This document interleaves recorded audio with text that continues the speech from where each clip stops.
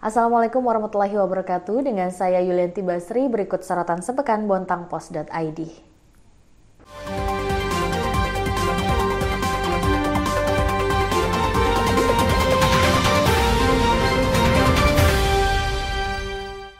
Ratusan tenaga kontrak daerah berdesakan di kantor Badan Narkotika Nasional Kota Bontang untuk melakukan tes urin.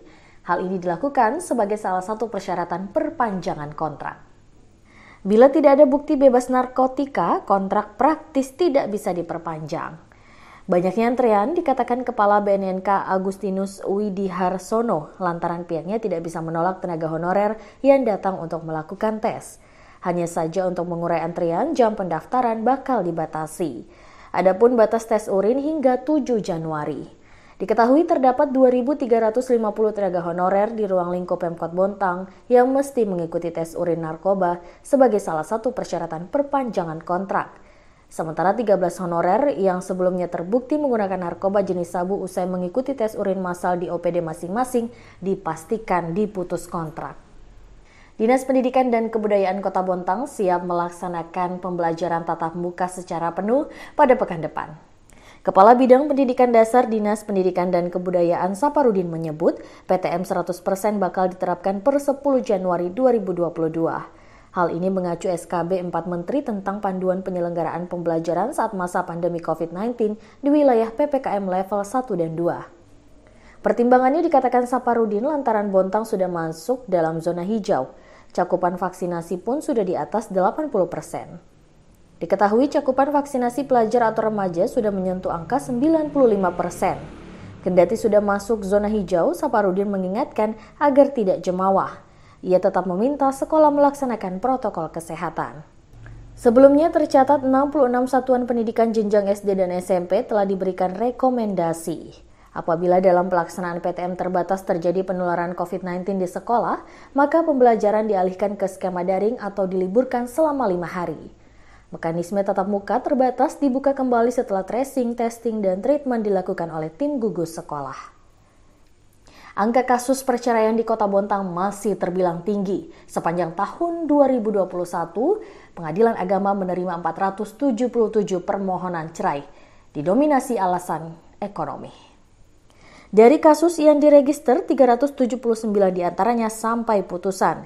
Dengan rincian cerai talak atau diajukan pihak laki-laki sebanyak 88 kasus dan cerai gugat atau diajukan pihak perempuan sebanyak 291 kasus. Humas Pengadilan Agama Bontang Ahmad Farisofi Muhtar memaparkan alasan pengajuan cerai masih sama seperti tahun-tahun sebelumnya.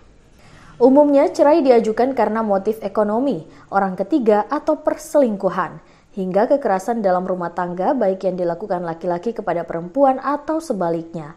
Secara persentase paling besar motif ekonomi sekitar 70-80%. Ada juga karena salah satu pihak ternyata memiliki orientasi seksual berbeda, gay atau lesbian, namun terlibat dalam pernikahan heteroseksual. Dari ratusan putusan cerai ditetapkan Pengadilan Agama Bontang pada 2021 lalu, sekitar 70% diantaranya didominasi usia produktif 20-40 tahun. Menurut Ahmad Fari, dengan total populasi Bontang sekitar 180.000 jiwa, maka angka perceraian hingga 379 orang dalam setahun terbilang tinggi. Kementerian Dalam Negeri bakal melakukan uji coba KTP elektronik digital. 50 kabupaten kota menjadi pilot project, salah satunya Kota Bontang. Kasih Pengelolaan Informasi Administrasi Kependudukan Dinas Kependudukan dan Pencatatan Sipil Muhammad Tamrin menjelaskan, transisi dari KTP elektronik fisik ke digital ini bakal dilakukan secara bertahap. Besar kemungkinan tidak dilakukan serempak di 50 kabupaten kota, namun per wilayah, semisal Pulau Jawa, lalu menyusul daerah lain. Tujuan penerapan KTP elektronik berbentuk digital ini, kata Tamrin, guna mendorong efisiensi anggaran. Ini bakal memudahkan masyarakat bila membutuhkan KTP elektronik untuk mengakses keperluan publik. Selain itu, dengan KTP elektronik tak ada lagi kasus KTP hilang atau tercecer. Hingga kini belum ada instruksi khusus soal kapan dan bagaimana teknis penggunaan KTP digital. Namun berdasar hasil sosialisasi beberapa waktu lalu, nantinya bakal ada aplikasi KTP elektronik yang memuat identitas warga. Aplikasi dapat diunduh gratis baik di Play Store atau App Store. Sejatinya, aplikasi sudah bisa digunakan, tapi belum dibuka untuk publik. Masih internal di Dukcapil yang menggunakan, lantaran aplikasi sendiri masih dalam proses penyempurnaan.